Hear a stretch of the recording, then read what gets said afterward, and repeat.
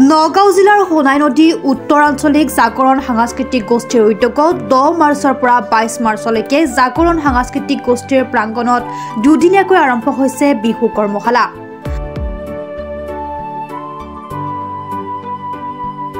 বাপতি আহোন বহাগ বিহুৰ কৰ্মশালাৰ শুভাৰম্ভ কৰে বিহু সম্ৰাট সোমনাথ হোজাই। উপস্থিত থাকে বিহু সম্ৰাট সোমনাথ হোজাৰ পুত্ৰ কন্যা কেবাজনো ঢোল পেপা বিহুৰ প্ৰশিক্ষক শিল্পী প্ৰেমচন্দ প্ৰাপ্ত শ্ৰেষ্ঠ পেপাবাদক মানিক বৰাৰ লগতে স্থানীয় ৰাইজ আৰু অঞ্চলৰ 200ৰো অধিক ছাত্ৰ ছাত্ৰীয়ে অংশগ্ৰহণ কৰে।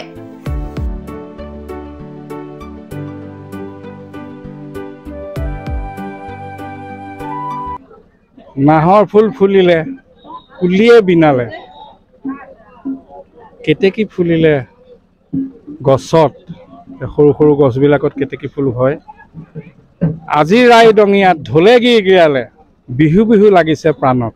গতিকে ৰাইডঙিয়াত এটা সময়ত খুব ভাল বিহুৰ দল আছিল, আজি বক্তব্যতে ওলাই পৰিছে আৰু এতিয়াও দেখিছোঁ যে সকলো আগ্ৰহেৰে আগবাঢ়ি আহিছে। আজি প্ৰথম মই আহিছোঁ, আগতে মই জাজৰিত মাছ জাজৰি মই কৰ্মশালা কৰিছিলোঁ বা মই ঢিঙতো কৰিছোঁ কেইবাবাৰো কৰ্মশালা। বহুত ল'ৰা ছোৱালী ওলাইছে।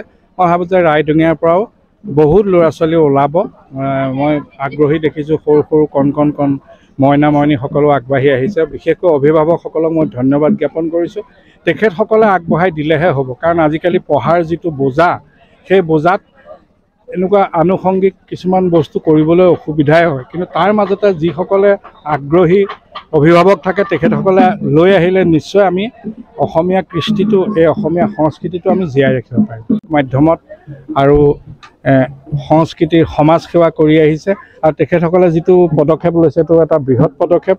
সাহস গোটাইছে যে, কাৰণ এটা কৰ্মশালা পাতিবলৈ যথেষ্ট অৰ্থৰ প্ৰয়োজন হয়। গতিকে তেখেতসকলে সেইটো যে সাহস গোটাইছে তাৰ কাৰণে মই ধন্যবাদ জ্ঞাপন কৰিছোঁ। বটদ্ৰৱাৰ পৰা আজাহাৰুদ্দিন আহমেদৰ ৰিপৰ্ট, প্ৰাত টাইম ডিজিটেল।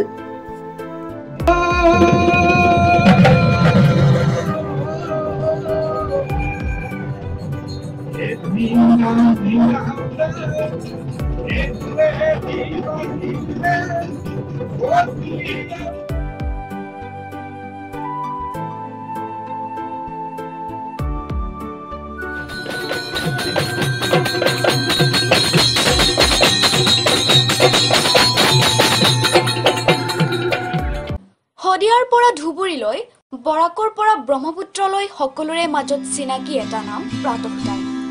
থলুৱা ভাষা, কৃষ্টি আৰু সত্য বাতৰিৰ আধাৰত প্ৰতিষ্ঠিত খবৰ প্ৰাতঃ টাইমৰ প্ৰতিটো বা বাতৰি পুংখানুপুংখভাৱে চাবলৈ Facebook, YouTube, website, Twitter, Instagram আৰু ব্লগাৰ পেজত লাইক আৰু ফ'ল' কৰক।